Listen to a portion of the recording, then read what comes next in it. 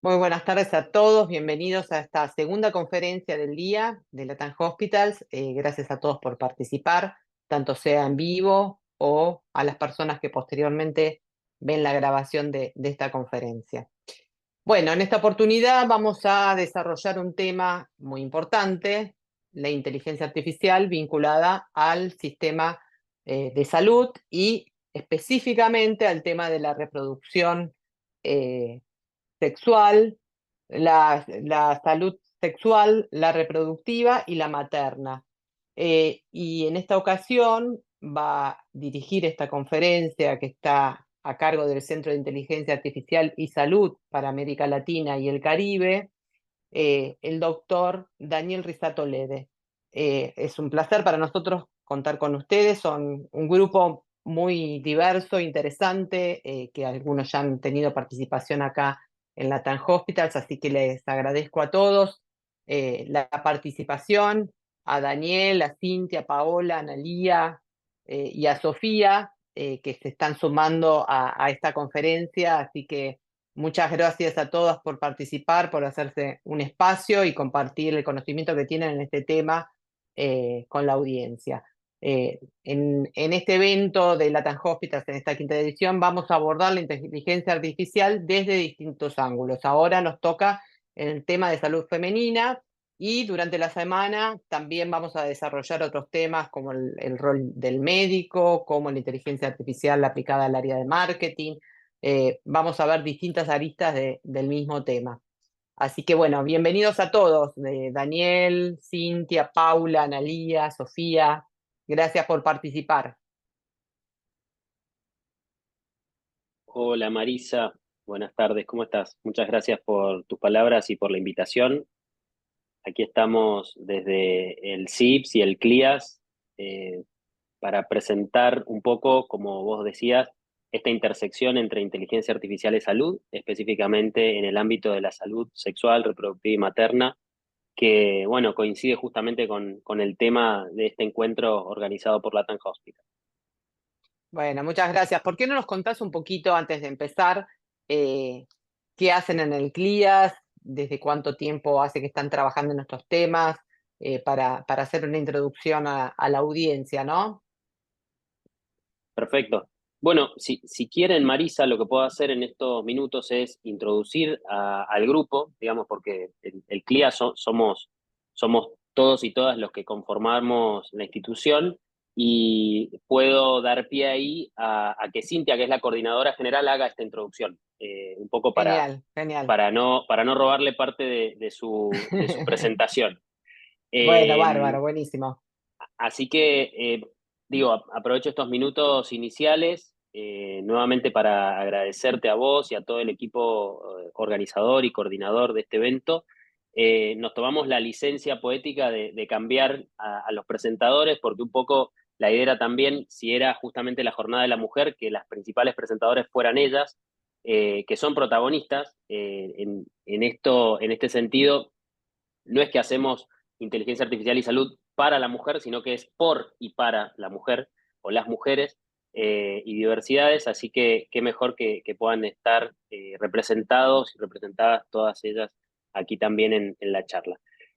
Bueno, obviamente para presentarlas voy a leer mini bios de cada una de ellas, más allá de que las conozco y venimos trabajando hace tiempo, pero en primer lugar mencionar a la licenciada Cintia Cejas, que es la coordinadora general del CLIAS. Ella es licenciada en Ciencias Políticas de la UCA y magíster en Ciencias Sociales y de la Salud de Flaxo, especialista en gestión de proyectos de salud y fue coordinadora del programa de salud del Centro de Implementación de Políticas Públicas para la Equidad y el Crecimiento, CIPEC, desde el año 2022, desde 2010 a 2022. Asesora al Instituto Nacional de Servicios Sociales para Jubilados y Pensionados, el PAMI, y se desempeñó como coordinadora técnica en ese programa y también en programas nacionales de financiamiento internacional del Ministerio de Salud de Argentina durante 7 años. También fue subsecretaria de Cobertura Pública de Salud del Ministerio de Salud de la Nación del 2017 al 2019 y actualmente es la coordinadora del Centro de Implementación e Innovación en Políticas de Salud, el CIPS. Van a escuchar muchos acrónimos o muchas siglas, vamos a ir explicándolas de a poco, así que no se asusten. pero de alguna manera también contarles que el CLIAS, que es de alguna manera el centro que vos mencionaste, forma parte o es de alguna manera impulsado dentro de lo que es el Centro de Implementación e Innovación en Políticas de Salud, el CIPS, que es un centro del Instituto de Efectividad Clínica y Sanitaria, del IEX. Este instituto tiene más de 20 años Sí. de trayectoria aquí en Argentina y en el mundo, y gracias a distintos proyectos ha logrado generar estos centros o departamentos. Uno de ellos es el CIPS, donde estamos justamente trabajando este proyecto de intersección entre inteligencia artificial y salud. Voy a seguir con nuestra segunda panelista, que va a ser Analía Pastrana. Ella es investigadora del proyecto, es médica pediatra, especialista en neurología infantil, magíster en ciencia de datos, diplomada en el Health Data Science Program del Tecnológico de Monterrey, con una diplomatura en gestión de telesalud y redes en salud de la Fundación Garrahan. Es miembro de la Subcomisión de Tecnologías de Información y Comunicación de la Sociedad Argentina de Pediatría y miembro de la Comisión Directiva de la Sociedad Argentina de Neurología Infantil, con mandato hasta el 2026. Muchas gracias, Analía, también por participar. Posteriormente, también contamos con la licenciada Sofía Pirch, que es investigadora del proyecto, es licenciada en Ciencias Políticas y diplomada en Estudios Avanzados de Género, Cultura y Poder de la Universidad de San Martín y magíster en Ciencia Política de la Universidad de Itela. Y es candidata a magíster en Efectividad Clínica y Sanitaria y actualmente becaria del CIFIEX. Por otro lado, también está Paula Cohen, que es consultora, abogada especialista en salud digital. Como dije, es abogada, diplomada en Derecho y Tecnologías Innovadoras de la Universidad Austral, con un posgrado en Derecho en Inteligencia Artificial de la Universidad de Buenos Aires, maestranda en Derecho Civil de la Universidad Nacional de La Pampa, diplomada en Derecho Procesal Informático y en Salud Digital de la Universidad de Buenos Aires, y forma parte del equipo técnico de posgrado de Salud Digital de la UBA, siendo también diplomada en Políticas Públicas y Gobiernos Inteligentes de la UTN. Todas ellas forman parte del CLIAS. Obviamente no está todo el equipo aquí presente porque hubiera sido un exceso, pero con esto doy paso a Cintia para que pueda responder tu primera pregunta. Gracias. Bueno, primero Daniel te presento a vos porque, bueno, vos Ah, presentaste a bueno, todas las mujeres y nadie te presentó a vos, así que, bueno, Daniel es Daniel Risato Lede, es médico especialista en medicina interna e informática en salud. Actualmente es consultor internacional de la Organización Panamericana de la Salud y asesor temporario de la Organización Mundial de la Salud en temas de trastorno de transformación digital. Es consultor senior en el CIPS y EX, como mencionó antes, de las dos instituciones estas. Desde el 2014 es parte del Departamento de Informática en Salud del Hospital Italiano de Buenos Aires. Y del 2017 al 2020 trabajó en el Ministerio de Salud de la Nación de Argentina, primero como consultor y luego como director del desarrollo de sistemas informáticos sanitarios. Así que bueno, tenemos gente muy entendida en el tema, creo que estamos en buenas manos. Les agradezco a todos nuevamente el tiempo que se han destinado para compartir con nosotros la experiencia y qué es lo que están haciendo, que creo que va a ser muy rico para toda la audiencia. bueno, muchísimas gracias, Marisa, y ahora sí le doy paso a Cintia. Bueno, muchas gracias nuevamente por la invitación en nombre del CIPS y del IEX. Como decía Dani, muchos acrónimos. Bueno, em, mi idea es un poco contarles de qué se trata el CLIAS, ¿sí? Que es el Centro Latinoamericano de Inteligencia Artificial en Salud. Em, Sobre todo porque es un centro relativamente nuevo y que en muy poco tiempo hemos generado bastante conocimiento y apoyamos también el desarrollo del conocimiento. Y para poder discutir algunas cuestiones que sobre todo van a presentar Sofía, Ana y Paula, nos parece relevante mostrar desde dónde estamos nosotros planteando todas estas cuestiones, porque digamos, hemos hecho y estamos trabajando en estudiar el contexto de nuestra región, de Latinoamérica y el Caribe, en donde la IA está de alguna manera cada vez creciendo más. Entonces, bueno, voy a compartirles vamos a ir compartiendo todas una presentación que nos va a ayudar. Ahí creo que estamos. Estamos Bueno, como comentaba Daniel, el CLIAS es un centro dentro de otro centro más grande que es el CIPS, el Centro de Implementación e Innovación en Políticas de Salud, cuyo, digamos, paraguas es el Instituto de Efectividad Clínica y Sanitaria. El CLIAS nació hace un año, ya van a ser casi 2 años, a través de un grant otorgado por IDRC, que es el Instituto de Investigación de Canadá, que, digamos, que dentro de su estrategia global se propuso crear hubs o centros que trabajaran en la inteligencia artificial aplicada a la salud sexual, reproductiva y o materna, tanto en nuestra región como en otras regiones del mundo. Entonces, nuestro CLIAS, que digamos es el nombre de fantasía que le pusimos para nuestra región, también hay otro hub que hace cosas similares en África, otro en el Líbano y otro en Pakistán, y que a la vez trabajamos en red. Sobre todo, digamos, la idea fue potenciar, digamos, las regiones digamos, del sur global, que somos por ahí las más rezagadas en términos de tecnologías y avances de estas nuevas tecnologías. Bueno, el CLIAS está compuesto por un montón de personas. Acá, digamos, lo que yo más que nada quiero resaltar es la interdisciplina de nuestro equipo. Sobre todo porque cuando nos enfrentamos a los desarrollos de inteligencia artificial y sobre todo en el campo de la salud, una digamos, de las banderas que nosotros llevamos en todos nuestros discursos es el hecho de la conformación de equipos interdisciplinarios, ¿sí? Que después, lo vamos a ver, evitan ya desde el vamos un montón de sesgos que pueden darse en la creación de herramientas de inteligencia artificial.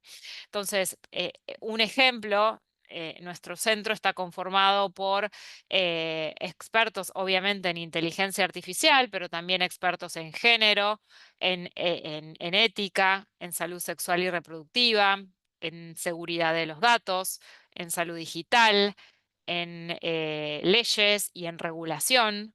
Paula específicamente es abogada. Y bueno, también obviamente en Project Manager, porque management, porque todos digamos, los proyectos requieren también un abordaje que permita ir planificando para lograr los objetivos que uno quiere. Entonces, simplemente mostrar que tenemos un equipo muy interdisciplinario y que intentamos que todos los equipos de investigación a los cuales nosotros apoyamos también sean en su conformación interdisciplinarios. El CLIAS, digamos, tiene un objetivo muy claro y definido, que es apoyar técnicamente y financieramente a proyectos de investigación que contribuyan al despliegue de la inteligencia artificial responsable para mejorar la salud sexual, reproductiva y materna de LAC, particularmente de las poblaciones vulnerables, ¿sí? Y acá hay dos conceptos muy importantes que promovemos desde el CLIAS. La inteligencia artificial responsable, que tiene que ver con lo que van a presentar las chicas después, ¿sí? Una inteligencia artificial que esté pensada para no generar más inequidades que las que actualmente hoy existen en el acceso a la salud, que sea una inteligencia artificial no sesgada y demás cuestiones que vamos a ir incorporando durante esta charla. Y por el otro lado, poblaciones vulnerables, ¿sí? Nuestro centro no está destinado a justamente favorecer investigación para poblaciones, digamos, eh, más, digamos, si se quiere, con mayores recursos, sino poblaciones que ya de por sí tienen menos acceso a cuestiones de salud. Entonces, el CLIAS se organiza en 4 grandes ejes, que son la investigación, la generación del conocimiento, la creación de comunidad de conocimiento y la escalabilidad. Y ahora les voy a contar un poquito qué es lo que hacemos en cada una de estos ejes. En cuanto a todo lo que es investigación, es el eje más fuerte del CLIAS. Nosotros el año pasado hicimos una convocatoria abierta a proyectos de investigación en inteligencia que digamos, interseccionaran en estas 2 grandes temáticas, inteligencia artificial y salud sexual y reproductiva. Y definimos distintos tipos de proyectos de laboratorio, proyectos de innovación y proyectos de escalabilidad. Lo definimos así por las diferentes, digamos, etapas que un proyecto de inteligencia artificial puede atravesar. Eh, digamos, los proyectos de laboratorio son más bien pruebas de concepto, luego los proyectos de innovación son, digamos, proyectos a los cuales ya existe un prototipo y se lo quiere mejorar, y proyectos de escalabilidad son proyectos cuando ya existe un desarrollo y se lo quiere implementar, digamos, en el mundo real, ¿no? Bueno, definimos estas 3 categorías y definimos cuáles eran esas áreas de interés sobre las cuales dentro de nuestros términos de referencia se iban a presentar los proyectos. Las áreas de interés, que son las que ustedes pueden ver acá sería la derecha mía, acá, tienen que ver con un estudio previo que nosotros hicimos sobre una scoping review de prioridades de investigación en nuestra región. En donde se hizo, digamos, todo un scoping review, se convocó a expertos, se hizo entrevistas en profundidad y se definieron, digamos, que estas son las prioridades que nuestra región debería priorizar para la investigación. Acceso a servicios de salud y gestión de recursos, acceso a información, consejería, métodos anticonceptivos y fertilidad, información para la toma de decisiones de política sanitaria y servicios de salud, prevención y tratamiento de VIH y otras enfermedades de transmisión sexual, violencia de género, acceso al aborto seguro, salud materna y cáncer cervicouterino. Entonces, con todo este trabajo que hicimos la primera convocatoria de proyectos. Bueno, la convocatoria tuvo varias instancias de presentación de expresiones de interés, después luego una full proposal, etcétera. Digamos, inicialmente se habían presentado 70 expresiones de interés, como para que vean la capacidad que está teniendo nuestra región en cuanto a la generación de este tipo de herramientas. Finalmente quedaron seleccionados 7 proyectos que hoy ya hay 4 de ellos que están finalizando y otros que están finalizando a principios del año que viene. Y estas son los países sobre los cuales se seleccionaron las propuestas. Hay 4 de Colombia, 2 de Argentina y 1 de Guatemala. Luego les vamos a contar un poquito más sobre algunos de estos proyectos. Y este año volvimos a hacer otra convocatoria que acabamos de cerrar, digamos, de informar quiénes fueron los ganadores y se seleccionaron en este caso 8 proyectos. Luego Analía les va a contar un poco más de las temáticas que abordan. A diferencia del año pasado, este año hubo más expresiones de interés que se presentaron y hubo más países que se presentaron. Y eso la verdad es que es muy bueno. No solo habla de nosotros que pudimos lograr más difusión, sino también hay mucho más, digamos, interés en trabajar estas temáticas. Bueno, nosotros estos proyectos, si bien, digamos, nosotros los subvencionamos, también hacemos apoyo técnico y tenemos un equipo técnico que con una frecuencia, digamos, mensual se reúne con los equipos de trabajo, vamos identificando dificultades, generamos workshops para poder también generar entre los equipos de investigación intercambio sobre distintas dificultades. El año pasado se hizo un workshop sobre perdón, este año sobre construcción de datasets. Se hizo otro workshop sobre inteligencia artificial y género. Bueno, y dentro del eje de generación de conocimiento, que era el otro eje que les mostraba, hay muchos documentos que nosotros fuimos elaborando también como parte de nuestro propio conocimiento sobre inteligencia artificial. Eh, la verdad es que hoy es una temática que explota, hoy es inteligencia artificial y todo, pero hace un año y medio atrás no era tanto y entonces, bueno, sobre todo de generación de conocimiento de nuestra región, ¿no? Porque la mayor parte, digamos, del conocimiento viene de las regiones del norte, que no siempre se adaptan a nuestras realidades. Estos son algunos ejemplos de documentos de generación de conocimiento que hemos realizado. Yo luego les voy a poner el link en el chat para que puedan, pues son todos, digamos, están todos en la página del CLIAS y son digamos, los pueden descargar sin ningún problema. También, como parte de la generación de conocimiento, nosotros generamos y participamos de muchos webinars y eventos. Este es un evento presencial que hicimos en UCEMA, eh, que se denominó El futuro llegó.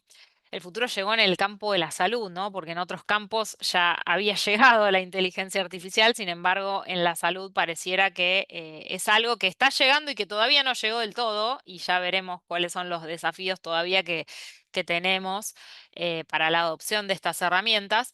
Pero bueno, el CLIAS, digamos, se está de alguna manera posicionando en varios lugares como como un centro de, digamos, de referencia digamos, de conocimiento en estas cuestiones. Bueno, estos son algunos de los otros webinars.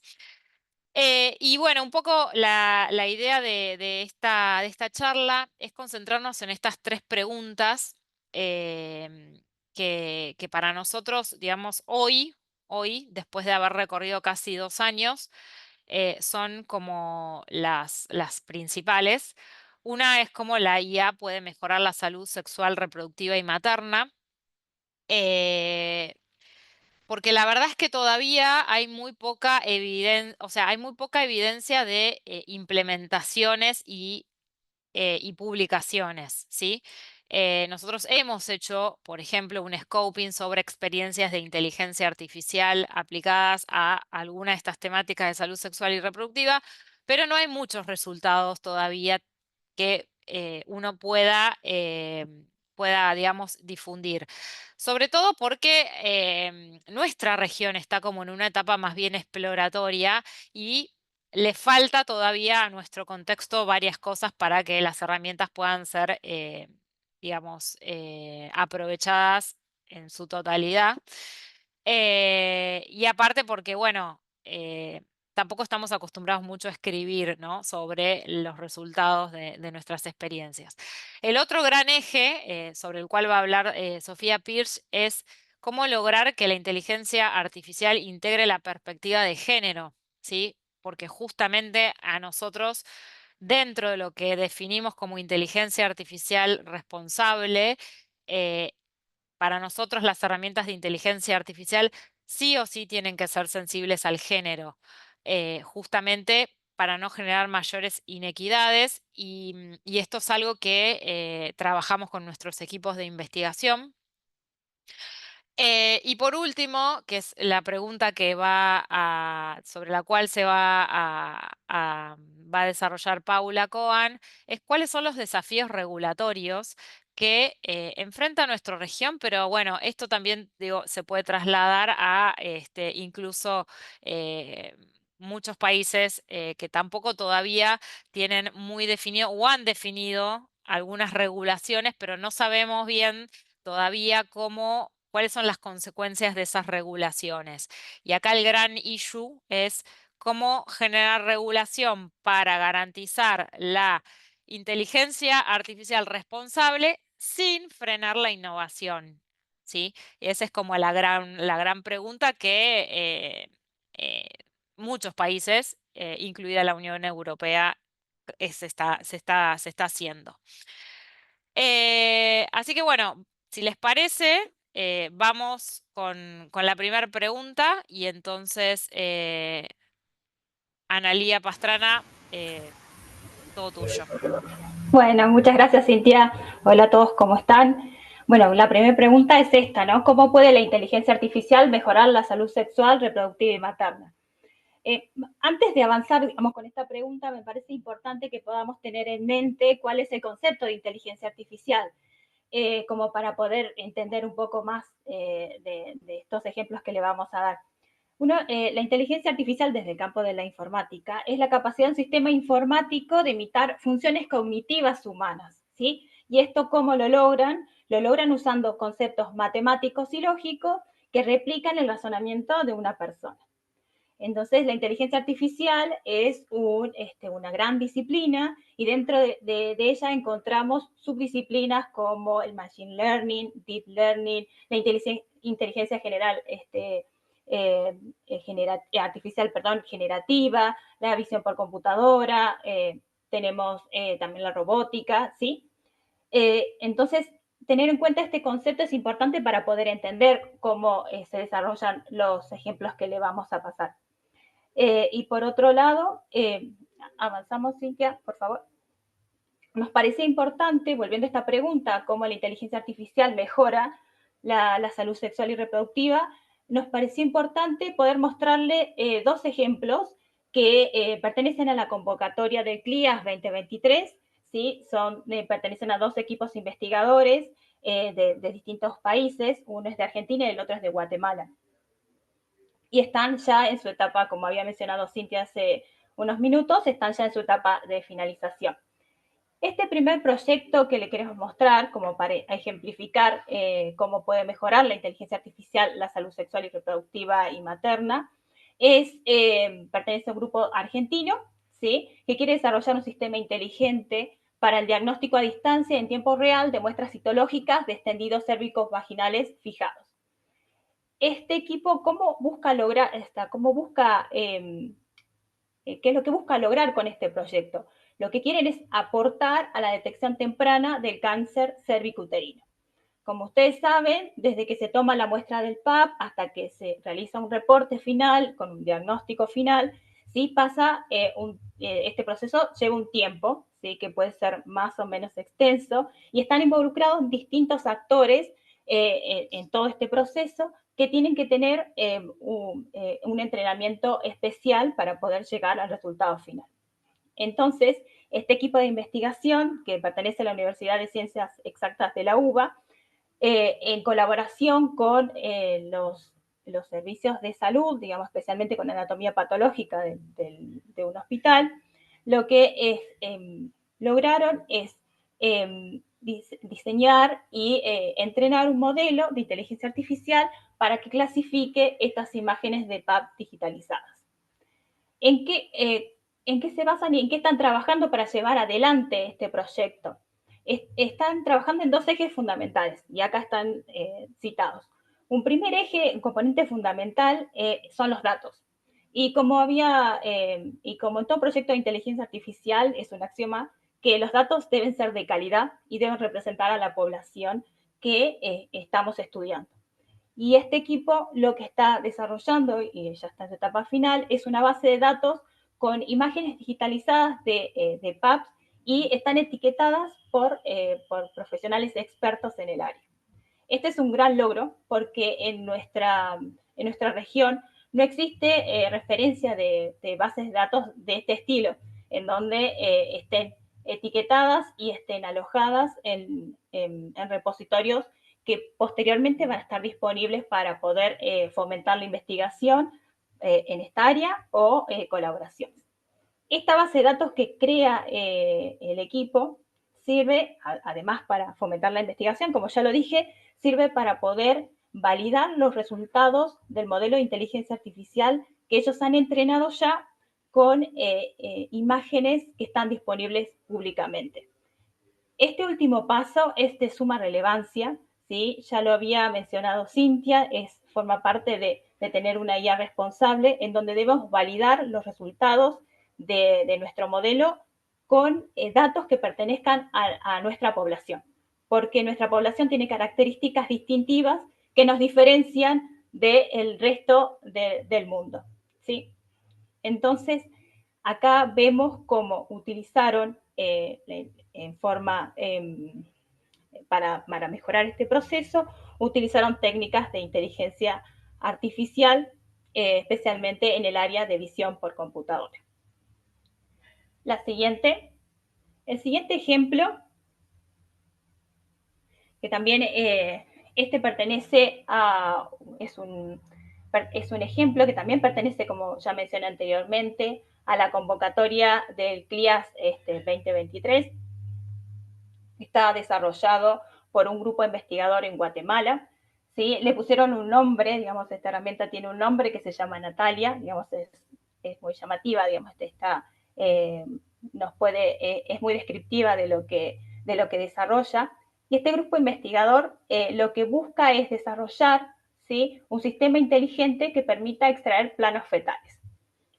¿Y en qué, qué es lo que buscan lograr con este proyecto?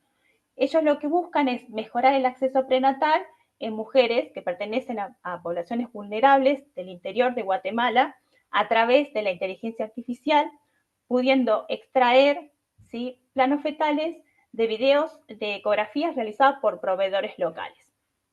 Acá puede ser que muchos se pregunten, bueno, sí, yo conozco algún sistema inteligente también desarrollado en donde hay un asistente o hay asistencia por inteligencia artificial para poder detectar imágenes. Sí, eso es cierto, es verdad, pero ¿qué es lo que nos ofrece Natalia en comparación al resto de estos productos desarrollados? Acá lo que se está buscando es desarrollar, ¿sí?, una herramienta en donde tenga en cuenta los datos de la población objetivo. Acá nuestra población objetivo son las mujeres vulnerables del interior. Y estas mujeres no tienen acceso a estos centros especializados en donde hay tecnología de punta, en donde se pueden usar ecógrafos que tengan una alta resolución y hay personal altamente entrenado para tomar estas imágenes. Acá lo que se está pensando es en poder obtener estas imágenes a partir de los proveedores locales, es decir, de las comadronas, las parteras que están cerca de estas poblaciones. Entonces, esto es un punto importante, ¿sí?, siguiendo todo lo que venía contando Cintia, de poder llevar la inteligencia artificial hacia el interior, hacia las poblaciones vulnerables, ¿sí? Entonces, si bien existen otros sistemas inteligentes, Natalia nos ofrece nos está ofreciendo este diferencial que lo que hace es llevar este sistema, digamos, inteligente a personas del interior. Porque si ustedes se ponen a pensar, una imagen tomada con un ecógrafo portátil no tiene la misma resolución que tomada con un ecógrafo que está instalada que no es portátil y está instalado en un centro de alta complejidad. Como ya había mencionado en el proyecto anterior, es sumamente importante tener en cuenta el conjunto de datos con el que entrenamos. Entonces, este equipo investigador también está creando un conjunto de datos que nos va a permitir validar el modelo, ¿sí? Y al validar el modelo, después esos datos pueden ser extrapolables. Como pueden ver, acá tenemos dos ejemplos que utilizan la inteligencia artificial, especialmente en el subcampo de la visión por computadora, en donde vemos que sí se puede lograr una mejoría en la salud sexual, reproductiva y materna, pero no son equipos que trabajan aislados, son equipos que trabajan en forma multidisciplinaria, sino solamente son equipos que están conformados por todo lo que serían técnicos en el área de ciencia de computación, sino también está el equipo de salud involucrado en el cual ellos pueden contar cuáles son las necesidades que tienen también, y está la población, digamos, a objetivo, la cual está colaborando para poder llevar adelante este proyecto. No sé si existe alguna otra pregunta, si no continuamos. Bien, bueno, eso, antes de avanzar, antes de darle el paso a Sofi, en relación a los temas que se están viendo en la convocatoria actual, digamos, en la del año pasado hubo temas en relación al cáncer de cuello uterino, como ya lo vimos, también hubo temas en cuanto a la salud materna, y actualmente también se sumaron temas en relación también también hay otro proyecto que está relacionado con el cáncer cervicuterino, y se sumó en relación a información en cuanto al aborto seguro, que eso es algo sumamente importante.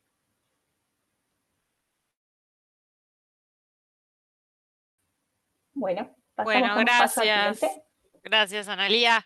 Bueno, siguiendo con un poco estas preguntas que habíamos planteado, dos cuestiones que marcó Analía. Uno, el tema de los datos, digamos, los datos con los que se trabaja. Estos dos son proyectos, como le llamamos, de laboratorio. Entonces, por eso el proyecto, el primero, sobre los PAPs, digamos, la primera instancia es construir ese conjunto de datos. Y para eso,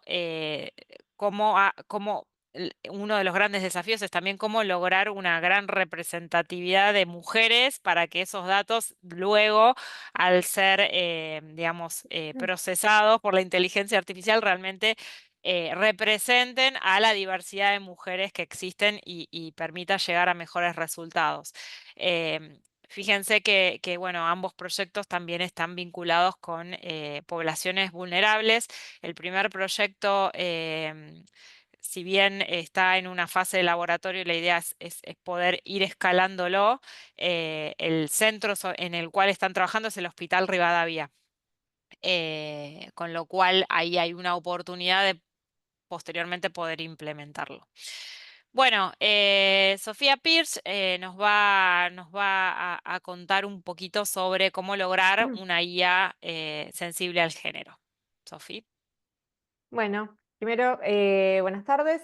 Y en línea con lo que venían diciendo mis compañeras de presentación, tenemos un montón de desafíos alrededor de la implementación de soluciones de inteligencia artificial para la salud sexual, la salud reproductiva y la salud materna. Entonces, yo en este momento, si bien la pregunta inicial de la presentación es cómo lograr una IA que integre perspectiva de género, en verdad yo quiero proponer dos preguntas centrales que van a atravesar un poco, o sea, que se conectan con todo lo que dijeron previamente y van a ver que se conecta con la presentación que va a hacer Paula después de mí, que lo que va a guiar esto que les quiero contar ahora es básicamente por qué es importante que desarrollemos inteligencia artificial sensible al género y por el otro lado, cómo. Porque en la teoría estamos todos de acuerdo con que este tipo de cosas son importantes, pero después nos enfrentamos con algunos problemas en términos prácticos. Yo esperen que voy a ponerme un cronómetro porque tengo fama de ser una persona que habla mucho, así que como mi reputación me precede, ahí voy a procurar no atrasarme, no pasarme de horario. Entonces, antes de empezar a hablar, antes de preguntarnos principalmente, bueno, ¿cómo hacemos? ¿Por qué es importante? Y todo, tenemos que tener en claro tres conceptos que son fundamentales y que son fundamentales para nosotros en el CLIAS, porque como dijo Cintia recién y como comentó también Analía, nosotros los proyectos que estamos abordando los abordamos también desde una perspectiva de poblaciones vulnerables y ahí es donde entra el concepto de interseccionalidad. Entonces, lo primero que nosotros tenemos que hablar, antes de hablar de sensible al género, perspectiva de género, lo que fuera, es, bueno, ¿de qué hablamos cuando hablamos de género, no? O sea, ¿qué es? ¿Qué significa el género, porque es una palabra que nosotros escuchamos mucho y la escuchamos en un montón de contextos, y es importante conocer, bueno, ¿de qué estamos hablando? Porque género tampoco es lo mismo que identidad de género ni que perspectiva de género, entonces el género remite específicamente a aquellos roles o comportamientos estereotípicamente asignados a los hombres y a las mujeres en un momento determinado de la historia y en una sociedad específica. ¿Y por qué hago esta acepción? Porque son conceptos que son, por un lado, socialmente construidos y por ende son contextuales, y por el otro lado, porque incluye cómo estos estereotipos funcionan en una sociedad, cuáles son estas actividades, estos roles, estos atributos, estas cosas valoradas positivas positiva y negativamente, tanto para hombres como para mujeres, y que de fondo tienen y traen un montón de otras desigualdades que si nosotros no cuestionamos esto, lo único que hacemos es reproducirlo. Entonces, ¿por qué digo esto de cuestionar? Porque eso es lo que nos va a venir a traer la perspectiva de género. Entonces, estos roles y comportamientos que nosotros observamos adentro de una sociedad, tenemos que poder mirarlos, tenemos que poder observarlos. Entonces, la perspectiva de género viene a ser, como puse aquí en la presentación estos anteojitos, viene a ser el lente con el cual nosotros podemos observar e interpretar estos estereotipos y estas dinámicas y desigualdades que existen en la historia en una sociedad específica, ¿no es cierto? De nuevo, pensemos que tanto los estereotipos de género como la perspectiva de género son conceptos mutables, porque a lo largo del tiempo las sociedades van cambiando, entonces la perspectiva de género y el concepto de género se va amoldando, no es lo mismo los estereotipos, de hecho, precisamente si pensamos en los problemas, en los choques culturales que hay en la sociedad, están muy ligadas precisamente a cómo se van alterando estos estereotipos, ¿no? Entonces, la perspectiva de género es este enfoque, este lente que nos permite interpretar estas desigualdades, identificarlas, observar estos sesgos y, sobre todo, intentar modificarlos. La perspectiva de género, integrar la perspectiva de género en nuestros proyectos nos permite alertar sobre la existencia de desigualdades y de sesgos y actuar sobre eso a través de nuestros proyectos de investigación, a través de políticas públicas, a través de legislación, a través de los distintos ámbitos en los cuales nosotros trabajemos. Y por último, el concepto de interseccionalidad, que es lo que nos ata a esto que veníamos hablando hace un rato de las poblaciones vulnerables. Nosotros trabajamos con poblaciones vulnerables, entre otras cosas, porque las múltiples identidades que tiene una persona, como pueden ser pertenecer al colectivo LGBTIQ, como puede ser una persona migrante, afrodescendiente, indígena, de una determinada religión, con una determinada edad, o si es una persona con discapacidad, eso interactúa además con otras cosas, sobre todo con cuestiones vinculadas más a lo nivel macro, a lo nivel socioeconómico general, y esto hace que el género se viva de una manera diferente cuando todas estas desigualdades intersectan y trabajan entre sí. Entonces, a nosotros esto lo que nos permite es entender que hay un montón de desigualdades interactuando y que hacen que la vivencia de género y la vida de una persona que se encuentra atravesada con estas cuestiones tenga una determinada experiencia. Siguiente, por favor. Entonces, avanzando rápido con esto. Entonces, nosotros sabemos que el género es un condicionante, condiciona y afecta la salud de las personas, y por eso nosotros tenemos que tener esto en cuenta a la hora de desarrollar soluciones de inteligencia artificial o soluciones de cualquier tipo. Cuando nosotros trabajamos con personas, tenemos que ser conscientes de las desigualdades que existen. Entonces, para que nosotros podamos garantizar que precisamente las soluciones que desarrollemos sean inclusivos, sean representativos y que no tengan sesgos, nosotros tenemos que integrar perspectiva de género, porque si no nos estamos excluyendo a porciones grandes de las poblaciones y estamos contando solamente una parte de la historia. Y eso fue lo que sucedió durante años en un montón de investigaciones científicas, que se hacían predominantemente sobre hombres, y esos resultados se generalizaban como si fueran universales, utilizando estos patrones, o mismo también con determinadas poblaciones. Y cuando Cintia hablaba hace un rato de lo que es la investigación en el norte global, para quienes pertenecemos al sur, esto también es importante, porque pensemos, si nosotros obtenemos y queremos traer desarrollos que fueron hechos para poblaciones europeas o blancas, o que tienen determinadas características y determinados datos, eso no siempre lo vamos a poder traer acá. Y eso va a generar resultados sesgados y va a generar que nosotros los mismos sesgos que tenemos en el mundo real los llevemos al mundo de la inteligencia artificial. Entonces, para garantizar que los estudios sean útiles, representativos, tenemos que integrar este enfoque a lo largo de todo nuestro proceso de uso, de recolección de los datos para el desarrollo, para considerar cómo podemos integrar a las poblaciones sobre las cuales estamos estudiando y con quienes queremos trabajar, cómo integrarlas, cómo integrar su voz a nuestro desarrollo, para que podamos obtener resultados inclusivos. Entonces, esto nos va a permitir, a través de distintas metodologías, integrar cómo el género interactúa con esas identidades sociales y cómo nuestros resultados pueden ser más inclusivos y más equitativos. Siguiente, Sim, por favor. No se ve. Ah, ahí está. Entonces, bueno, yo simplemente acá les traje un ejemplo, pero lo voy a pasar un poco rápido, así podemos ir a la parte más jugosa de nuestros desafíos. Pero bueno, algunos ejemplos de cómo funciona, de cómo los sesgos de género pueden impactar en el desarrollo de algoritmos, tanto para la predicción de complicaciones en el embarazo, como para salud mental, como para cáncer de mama. Hay casos en los cuales se han desarrollado soluciones que al no incluir los datos de manera representativa y no incluir los datos de manera equitativa y representativa en términos de género, de raza, o de etnia, o de religión, ay, se me fue, o de situación de migración, etcétera, al no incluir más datos, pueden producir resultados sesgados. Siguiente, sí, así voy apurando. Entonces, ¿cuáles son nuestros desafíos como región a la hora de desarrollar inteligencia artificial sensible al género?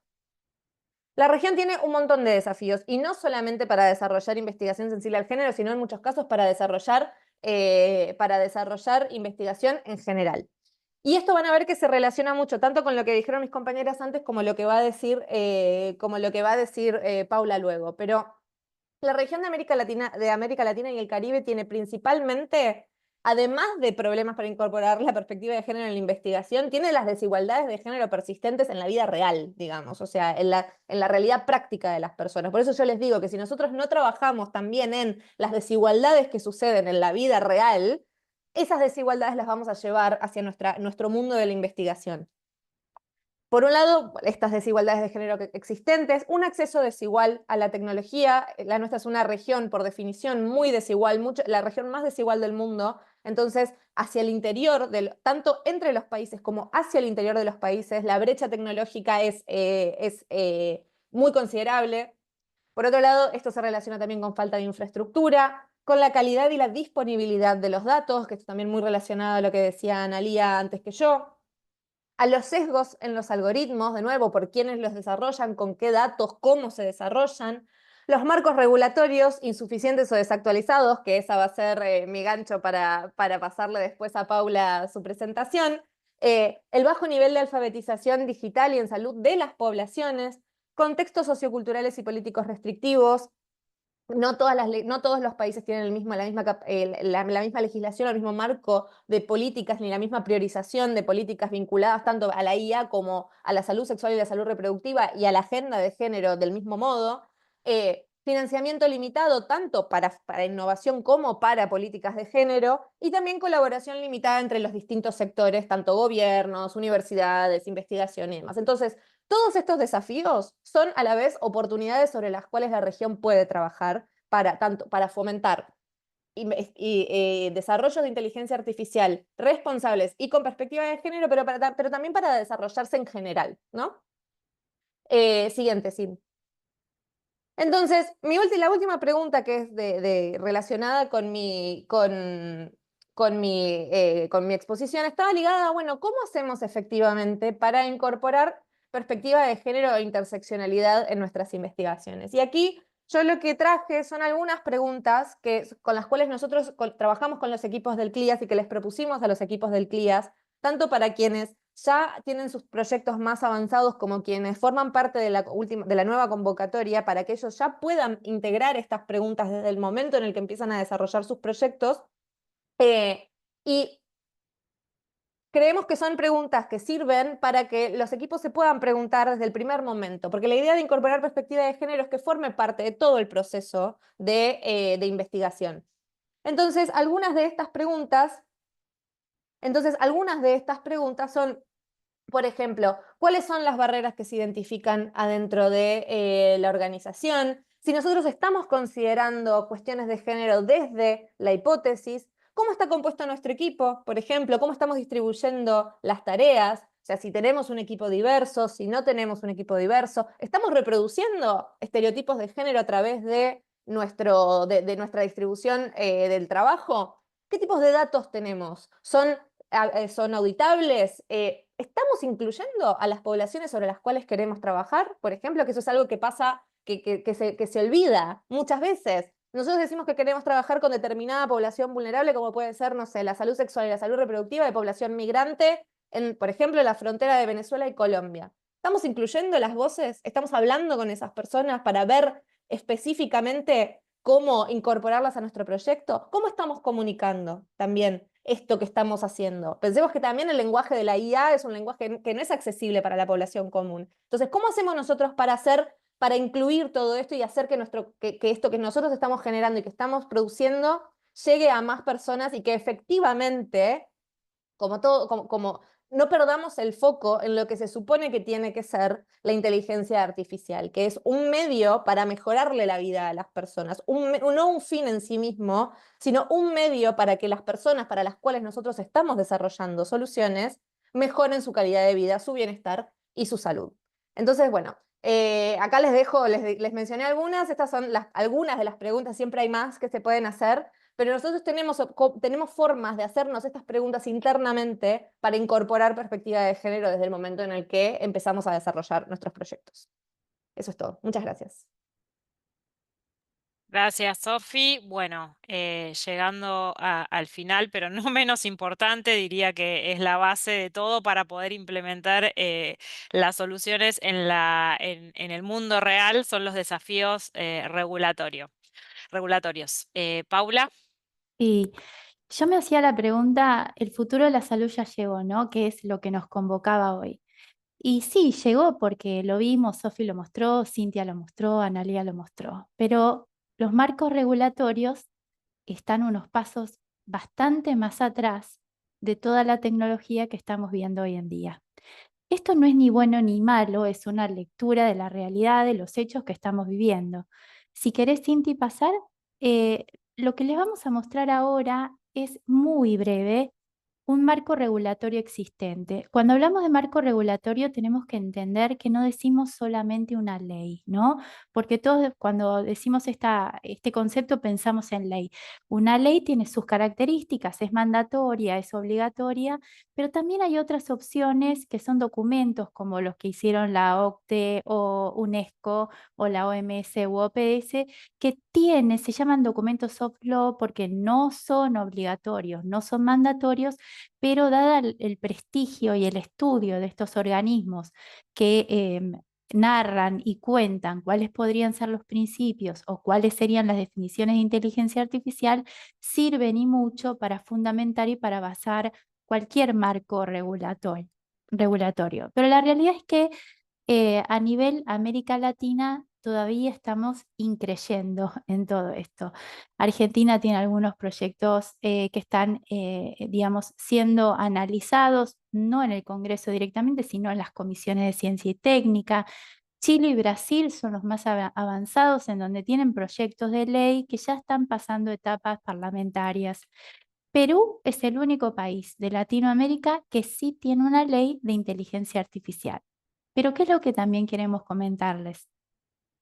América Latina, por lo general, mira mucho la regulación europea. ¿Por qué? Porque tenemos una historia compartida en donde ellos nos transmitieron a nosotros lo que se conoce como el derecho civil o el derecho comunitario, ¿no? Que es, digamos, algo que nos identifica a la región de Latinoamérica en general con Europa. Entonces miramos a esta región.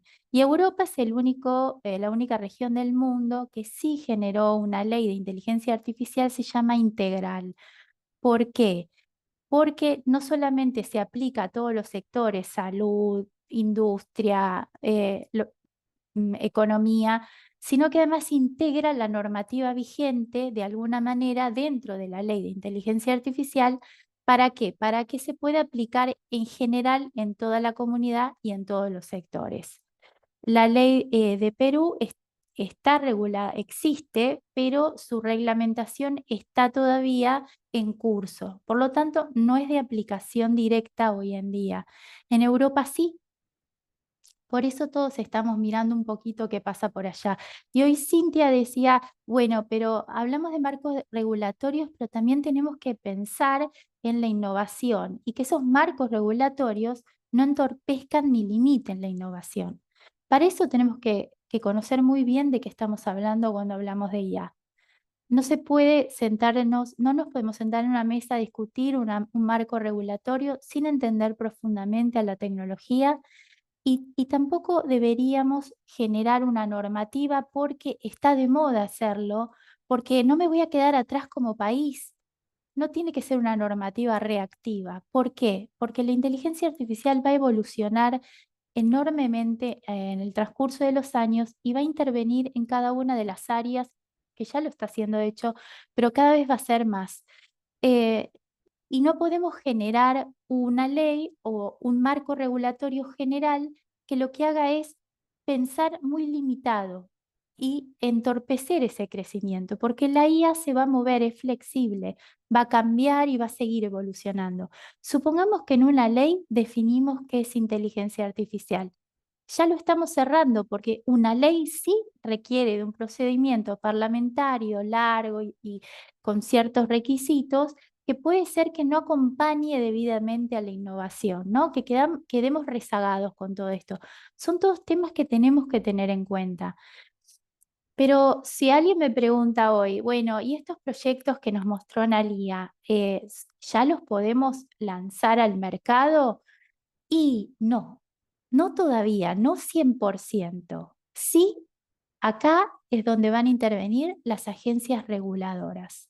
Si queremos que esos proyectos, en principio, tengan una mínima de cumplimiento regulatorio, tendríamos que pensar en las agencias en Argentina, ANMAT, Estados Unidos, FDA, EMA en Europa. Cada país tiene su propia agencia regulatoria. De hecho, además hay una comunidad de agencias regulatorias que se comunican entre sí. Entonces, supongamos el proyecto Natalia podría luego, supongamos, ir a su agencia regulatoria, averiguar qué normativas, qué requisitos debe cumplir para ver si puede en un momento lanzar esa IA para uso más público. Pero va a tener otra cuestión, que es que después, cuando salga a la vida diaria y supongamos se genera una incidencia legal, no va a haber una norma que nos explique, nos regule, o un marco general que diga, esto que hiciste está bien, esto que hiciste está mal, vos sos responsable, vos no sos responsable. Esto es lo que nos falta hoy en día, ¿no? Saber qué camino debemos tomar para hacer las cosas bien, ni más ni menos que esto. Por eso las normativas están en evolución, por eso las discusiones están en evolución.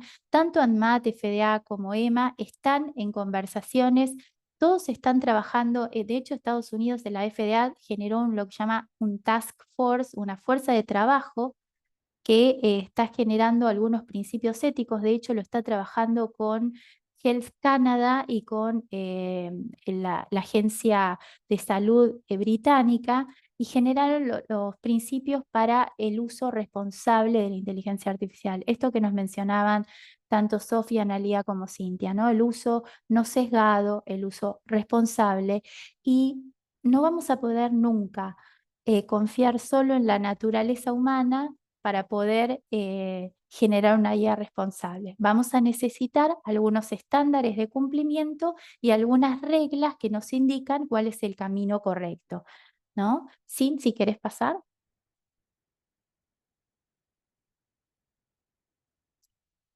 Y acá vamos a retomar un poquito cuáles son esos desafíos, ¿no? Pero lo que más me importa es algo que mencionó mucho Sofi y a mí me parece absolutamente relevante, que es ver la realidad, ¿no? ¿Qué es lo que hay en el mundo real? Porque hablamos de IA, parece que somos todos súper genios. Bueno, no es tan así. Muchas veces tenemos inteligencia artificial, quizás un algoritmo espectacularmente desarrollado, pero hoy Analía nos decía, pero capaz que la calidad de datos de imágenes, sucede que los que toman en lugares muy alejados o rurales no tienen la misma calidad que los datos de un hospital central de alto nivel, que claramente pasa. Ahí empezamos con los primeros problemas. La IA se alimenta de datos, los datos no siempre son de calidad, muy probablemente si no alimentemos con calidad, los resultados posteriores tengan el mismo déficit. ¿Y por qué les decía esto de Sofi del contexto? Porque muchas veces pensamos en esta tecnología súper avanzada, pero no hemos pensado en trabajar en equipos interdisciplinarios, multisectoriales, que incluyan mujeres, que incluyan, digamos, toda una amplia gama, inclusive pensar en personas de áreas rurales y áreas urbanas, porque van a ver la realidad de una manera completamente diferente. Y eso tiene que ver no solo con interoperabilidad tecnológica, sino con interoperabilidad humana, que es la que le da la base a la interoperabilidad tecnológica. Lo que hablábamos recién, una capacidad regulatoria limitada que está increyendo, pero que todavía no permite ser una base potente y eficiente que pueda sostener el crecimiento de muchos proyectos de inteligencia artificial. Y la desigualdad en acceso a la tecnología es lo que se viene mencionando, Sofi lo remarcó.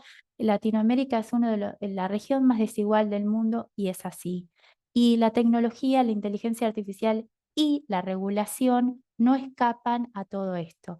La desigualdad en el acceso implica también no haber pensado primero en algunas normativas de base que tienen que existir para que luego los datos que se recopilen verdaderamente tengan previsto el no sesgar los datos que se obtengan. Si yo no tengo una normativa que ya no hablamos de tecnología, pero que supongamos impulse la igualdad de género, que impulse que las mujeres y hombres, o toda la amplia gama de LGTB, siempre lo digo mal, Sofi, después me corregís, pero que toda la amplia gama esté presente, supongamos, en el acceso al trabajo.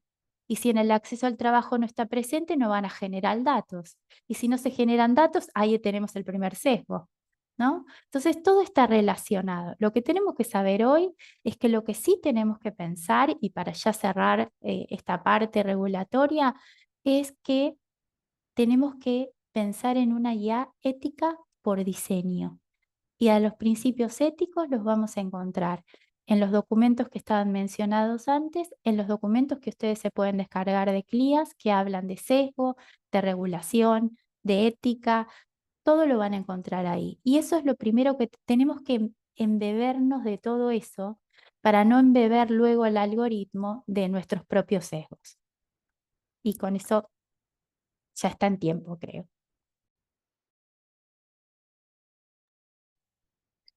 Gracias, Pauli. Bueno, Dani, vos dirás cómo seguimos.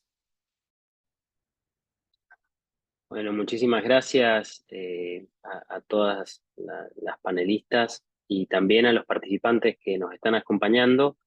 Y quizás abrir en estos minutos que nos quedan un espacio para preguntas del público aquí presente. Marisa, no sé si tienen habilitada la funcionalidad de preguntas y respuestas o el chat, si tenemos no se animan a habilitadas. hacerla en vivo. Tenemos un chat de WhatsApp también, que hay un par de consultas. Déjame ordenarlas un poquito. Bueno, la primera dice, ¿cómo puede la implementación de la inteligencia artificial en este sistema de diagnóstico a distancia mejorar la precisión en la detección temprana del cáncer cérvico-uterino en comparación con los métodos tradicionales de análisis de citologías? Bueno, muchas gracias por la pregunta. En realidad lo que hace es, o sea, este sistema lo que busca es ayudar a disminuir el tiempo. No es que vamos a reemplazar directamente al patólogo, eso en realidad en ningún momento se quiere hacer. Ninguno de los sistemas inteligentes desarrollados debe considerar eso, digamos, sino que es un apoyo allá al trabajo que hacen los profesionales de salud especializados en el área, ¿sí? Es decir, que, a ver, no creo que exista, bueno, esto es una apreciación personal, pero al momento no existe ningún sistema inteligente que pueda reemplazar a un médico, ni a un profesional de salud capacitado. Entonces, ¿en qué es lo que nos ayuda esto? Ayuda a disminuir el proceso, ¿sí? Porque sabemos que muchos médicos patólogos están ubicados en centros que son, en centros, digamos, especializados, no están cerca de poblaciones urbanas, lo que mencionamos durante toda la charla, digamos que lo que queremos hacer es que se descentralice la atención, que pueda llegar más allá de lo que es los grandes centros urbanos. Entonces, este sistema lo que ayuda al hacer un preetiquetado de las lesiones, como decías, es un sistema clasificador y puede preetiquetar, ayuda a establecer como una prioridad a los médicos patólogos, a ver cuál tiene que ver primero como para diagnosticar rápidamente aquellas lesiones que sean compatibles con, digamos, con lesiones malignas y que necesiten tratamiento rápidamente, ¿sí? Pero la idea es eso, ayuda en el trabajo y disminuye el tiempo. Y al hacer,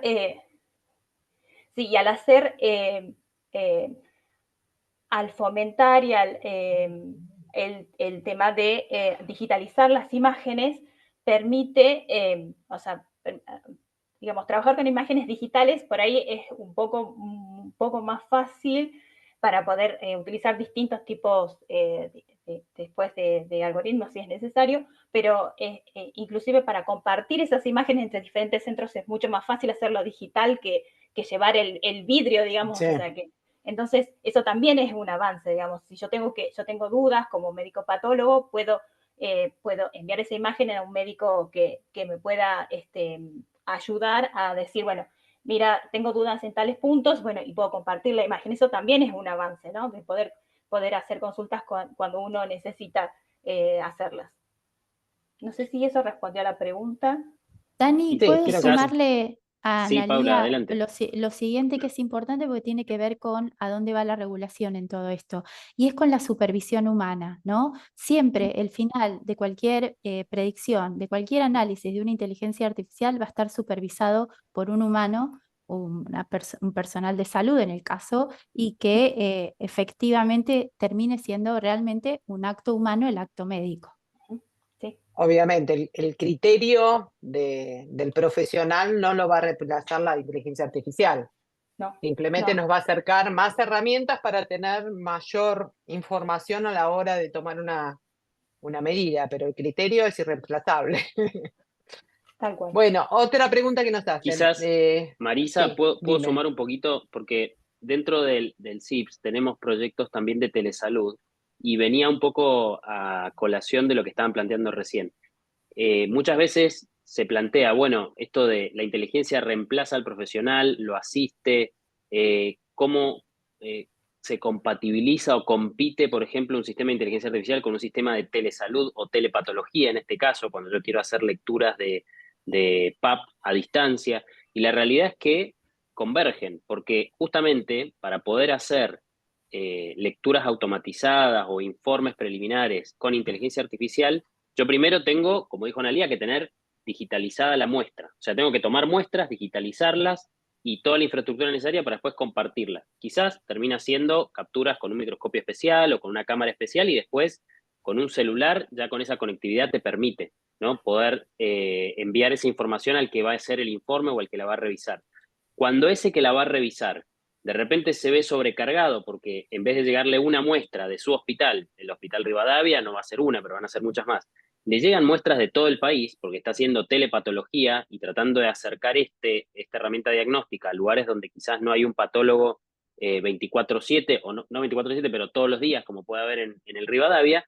Empezamos con limitaciones que ahí creo que es donde entra el componente de la inteligencia artificial para aumentar la eficiencia, para decir, tenemos un patólogo, pero puede hacer 10 veces más trabajo o procesar 10 veces más muestras de las que procesaba antes en su mismo horario de trabajo, gracias a este tipo de herramientas. Entonces, Además, empiezan a sumarse estas herramientas para dar una mejor atención de mayor calidad y acercar este tipo de soluciones a donde quizás no existen hoy. Además, perdón, y solamente como para darle una última vuelta a este tema, o sea, pensemos que las soluciones de inteligencia artificial, o sea, y en línea con esto que estaba diciendo Dani, por un lado, obviamente, esta cosa complementaria, pero también pensemos, sobre todo en el caso de PAP y atando cabos también con lo que hablábamos hace un rato de las poblaciones vulnerables y la necesidad de atender a eso. En muchos casos el problema ni siquiera es de procesamiento de muestras, el problema es de acceso. Entonces, el profesional de la salud, o sea, muchas veces el problema es ir a buscar a las personas o que las personas llegar a que se hagan, a que se les pueda tomar la muestra de PAP, llegar a aquellas mujeres y otras personas que necesitan acceder a eso. Bueno, muchas veces, o sea, el desafío es ese y la inteligencia artificial puede colaborar en eso, pero digo, hay la cuestión humana y la cuestión del profesional y la cuestión social de que en muchos casos hay trabas culturales, de geografía, de económicas, hay un montón de otras cosas que esas cosas siempre van a requerir también, de nuevo, el rol humano. Y retomando lo último que dije en mi presentación es que la inteligencia artificial es un medio para el bienestar humano. Digo, no puede ser un fin en sí mismo. Y en este caso, a lo sumo, o sea, es eso, es un medio también para facilitar y mejorar el trabajo de los profesionales, entre otras cosas, ¿no? Y me imagino profesionales que quizás no tienen una casuística de algunas patologías tan amplias, el poder consultar y que se abra ese panorama y generar un signo de interrogación acerca de qué le está pasando al paciente, tiene un beneficio enorme, porque quizá, no sé, en lugares centralizados, no hablo puntualmente del VAP, pero de otras patologías se ven muchos más casos que quizá en un pueblito en el interior del país. Entonces, son herramientas de alto valor y después obviamente va a depender si la inteligencia artificial se topa con un buen profesional o un mal profesional, como podría ser en cualquier caso, para poder hacer una buena interpretación de la información que le están proporcionando. Muy interesante, la verdad que muy interesante lo que se plantea. Nos hacen otra pregunta también que genera en todos los ámbitos bastante incertidumbre, ¿no? Dice, dado que el proyecto busca crear una base de datos pública de imágenes digitalizadas, de PAPs, ¿qué protocolos de seguridad y privacidad de los datos están contemplados para garantizar el uso responsable de la información de los pacientes? Bueno, todos los proyectos de CLIA, digamos, como trabajamos en forma multidisciplinaria, lo que hacemos es, seguimos todas las normativas que tenemos vigentes y, por supuesto, se siguen diferentes pasos. El primero, desde hacer el consentimiento informado a los pacientes, anonimizar todos los datos, ¿sí? Que no haya ninguna forma de que después esos datos puedan ser reconstruidos y llegar a de quién es el titular, digamos, de todos esos datos. Eso es fundamental y, por supuesto, si bien está una base de datos pública, o sea, es el proyecto que esté en una base de datos pública, también, bueno, seguimos otras normativas como en cuáles estarían disponibles estos datos, pero no con fines comerciales, digamos, que para nosotros es sumamente importante, digamos, sí para fines de investigación y poder utilizarlos y no para fines comerciales. En relación a esto, también buscamos que estén resguardados en sitios seguros, ¿sí? Y obviamente que se va a tener en cuenta para que, o sea, tener todo un seguimiento de cuando son bajadas estos datos, quién los va a usar y bueno, ciertos requisitos que son importantes tener en cuenta para la seguridad, ¿no? Y para qué se usan después. Obviamente la idea es que se usen, pero para investigaciones y para hacer, investigaciones obviamente en el área y que se pueda avanzar en el tema. Entonces ahí Daniel tiene la mano levantada, si quiere agregar algo más. Sí, muchas gracias, Analía. Quizás aclarar, porque a veces uno puede confundir algunos aspectos de lo que tiene que ver con bases de datos.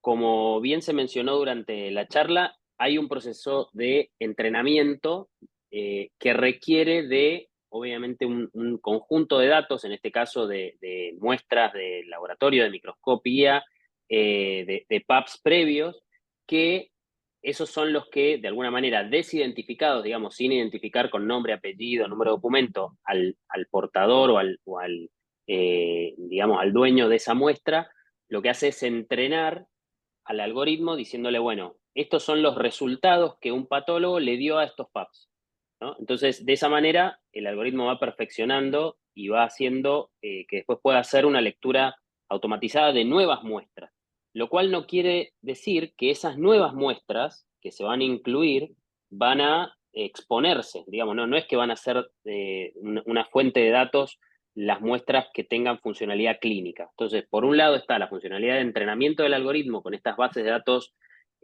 públicas, porque de alguna manera así lo definieron, como decir, bueno, vamos a tomar este set de datos, lo vamos a de-identificar para que no solamente nosotros podamos entrenar un algoritmo de detección de PAP o de identificación de alteraciones, sino también que otros proyectos que quieran replicarlo puedan utilizar esto. Y eso no solamente se utiliza con bases de datos, sino con los propios algoritmos, con software desarrollados en código open source.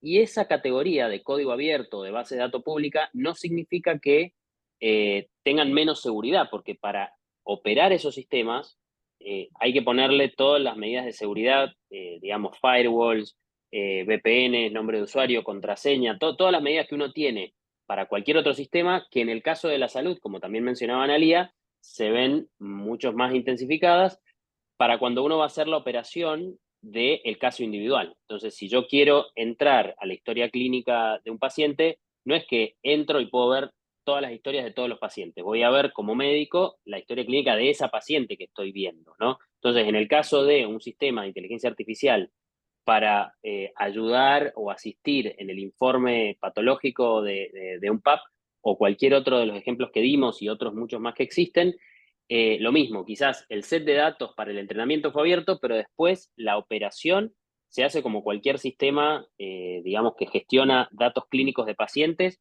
que tiene usuarios autorizados, que permite que yo vea determinados pacientes y no otros, según quién estoy atendiendo o qué muestra estoy procesando. Entonces, de alguna manera, eso después se dan con roles y responsabilidades de cada uno de esos usuarios. Yo puedo permitir que hagan o no hagan determinadas cosas dentro del sistema, pero insisto, distinto es la base de datos pública que utilicé para entrenar. Hay, por ejemplo, OpenAI, que es ChatGPT, utilizó bases de datos públicas para entrenar su modelo de lenguaje y de chat en Internet.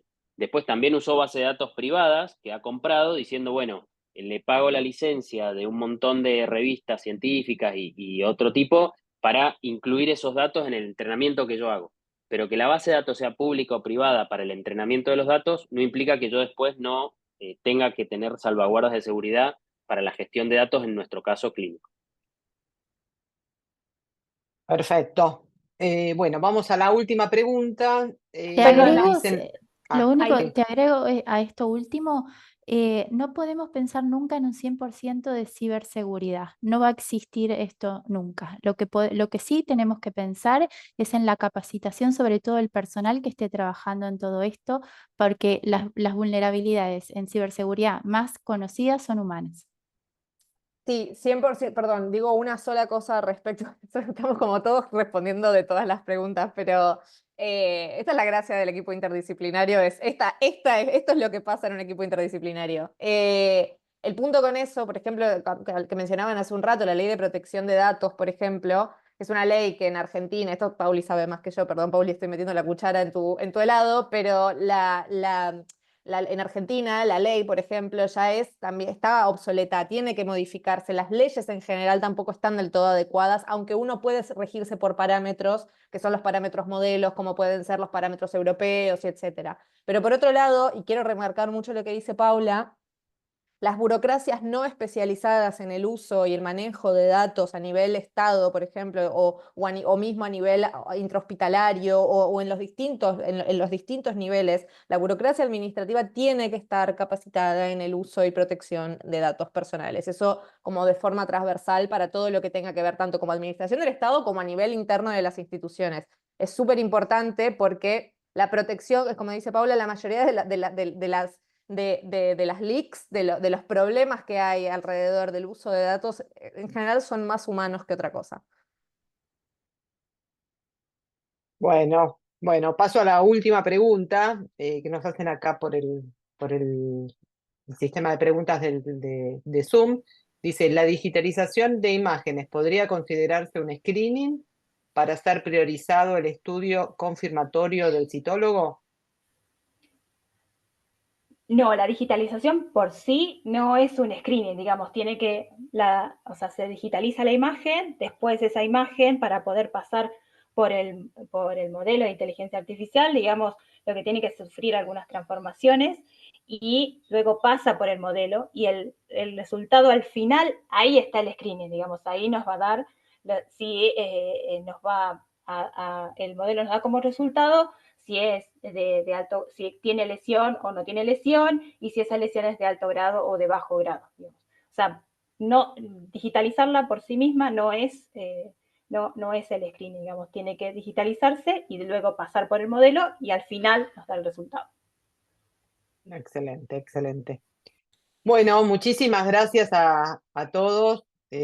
Realmente fue muy interesante la conversación. Creo que es el inicio de muchos temas que se van a plantear en el cortísimo plazo, porque como mencionó alguno de ustedes, esto es algo que va evolucionando semana por semana, ¿no? Quizá de lo que hablábamos hace un mes ya quedó obsoleto. Así que bueno, muy interesante. A todos les digo, a todos los que están viéndolo en este momento, esta conferencia queda grabada y si no pudieron verla en su totalidad, la semana próxima va a estar disponible en la plataforma, así que simplemente ingresan al segmento de la página en donde está esta conferencia en Latam Hospitals, en la biblioteca de contenidos, y allí la van a encontrar. Y si les gustó, también les pedimos que la recomienden, así más personas acceden a esta información. Bueno, muchísimas gracias a todos. Fue muy interesante la discusión y bueno, los esperamos el año próximo para participar. Excelente, Marisa. Muchísimas gracias por este espacio. Chao, muchas Bueno, gracias. adiós. Y a la audiencia les digo que mañana seguimos, pero ya cambiamos el eje temático. Vamos a hablar de diabetes, con la participación de la Sociedad Argentina de Diabetes en varias conferencias durante el día. Así que mañana nos vemos y muchas gracias por participar.